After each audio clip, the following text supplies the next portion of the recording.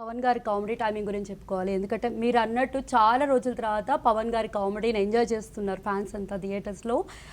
So సెట్స్‌లో ఎలా ఉండేది? ఆ కామెడీ సీన్స్ చేసేటప్పుడు ఎన్విరాన్మెంట్ అంతా ఎలా ఉండేది?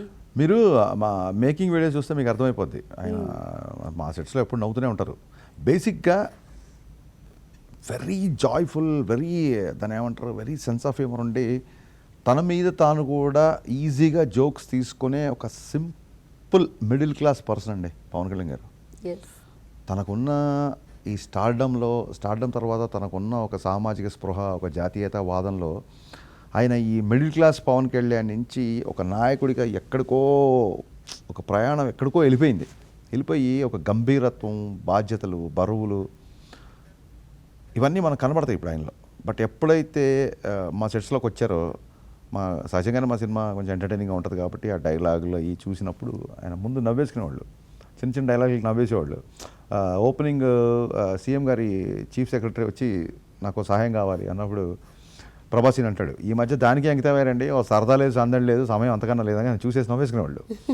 సో బాగా ఎంజాయ్ చేస్తారంటే ఆయనకి సెన్స్ ఆఫ్ హ్యూమర్ ఉండడం మూలంగా మనం ఒక జోక్ చెప్పినా పగలబడి నవ్వేస్తారు. ఆయన ఒక జోక్ కూడా మనం పగలబడి నవ్వేలా చెప్పగలుగుతారు. మీరు మా మేకింగ్ వీడియోస్ చూస్తే మొత్తం నవ్వులే ఉంటాయి.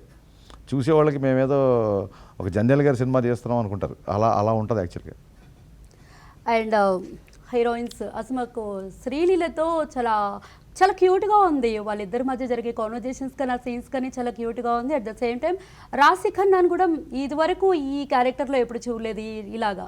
సో వాళ్ళిద్దరి క్యారెక్టర్ డిజైనింగ్ కూడా చాలా కొత్తగా ఉంది. రాశి ఖన్నా గారికి నేను మనస్ఫూర్తిగా థ్యాంక్స్ చెప్పాలండి.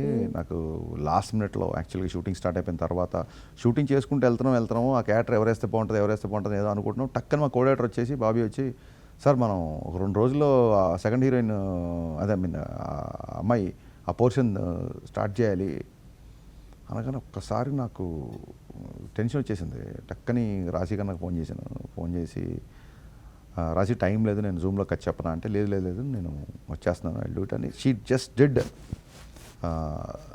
నా కోసం. అంటే కళ్యాణ్ గారితో తనకి ఎప్పటి నుంచో పనిచేయాలని ఉంది. బట్ ఒక నమ్మకం, నా కోసం అని కదా, నా మీద నమ్మకంతో వచ్చింది. అమేజింగ్గా చేసింది. ఎప్పుడు అడిగితే అప్పుడు డేట్లు ఇచ్చింది.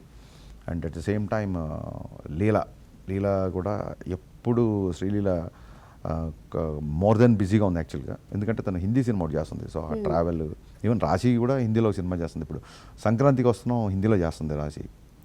అక్షయ్ కుమార్ పక్కన చేస్తుంది. సో వీళ్ళిద్దరు ఏంటంటే బాంబేలో ఉండడం మూలంగా పాపం వాళ్ళకు అక్కడ షూటింగ్ ఫినిష్ చేసుకొని ఒకసారి మిడ్ నైట్ ఫ్లైట్లో వచ్చి మళ్ళీ ఇక్కడ ఎర్లీ మార్నింగ్ షూటింగ్కి వచ్చి ఇద్దరు బాగా కష్టపడ్డారు. ఫన్ అనేది ఇద్దరితో వర్కౌట్ అయింది.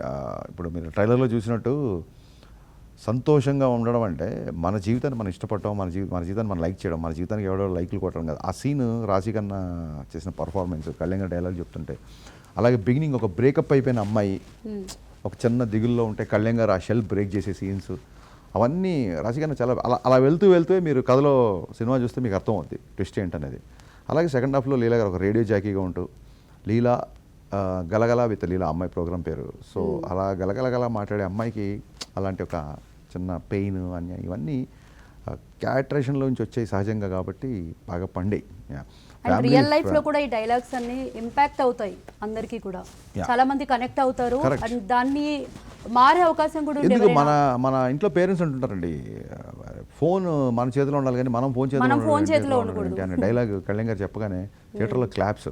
అంటే నేనేదో పంచ్ డైలాగ్స్కి, ఒక పార్థిబన్ గారితో వచ్చే సీన్లకి, ఒక అగ్రెషన్ ఉన్న డైలాగులకి క్లాప్స్ కొడతాను తప్ప సింపుల్ డైలాగ్కి క్లాప్స్ కొడుతున్నారు థియేటర్లో. ఆ క్లిప్పింగ్స్ అవి పంపిస్తున్నారు మా ఫ్రెండ్స్ వాళ్ళందరికీ, చిన్న డైలాగ్కి.